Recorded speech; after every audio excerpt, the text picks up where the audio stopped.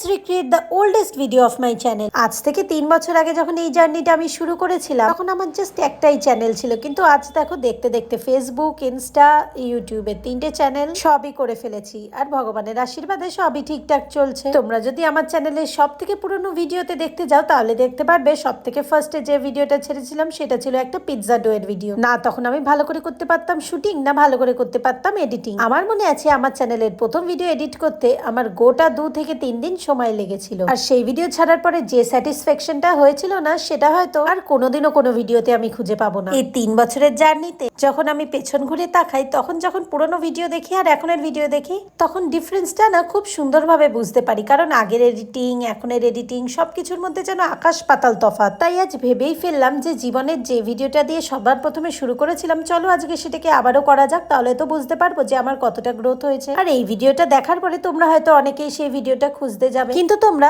সেটা খুঁজে পাবে আমার হিন্দি চ্যানেলে, কারণ হিন্দি চ্যানেলটাই ছিল আমার সব থেকে পুরনো, যার নাম ছিল ডিমফিস অফিসিয়াল। সেই চ্যানেলে গিয়ে ওল্ডেস্ট ভিডিওতে গেলেই আমার এই কথাগুলো কেন বলছিলাম সেটা তোমরা ভালো করেই বুঝতে পেরে যাবে। যাই হোক, দেখতে দেখতে পিৎজা বানানো কিন্তু কমপ্লিট, আর পিৎজাটা খেতে না দারুণ হয়েছিল, একদম আগের মতো।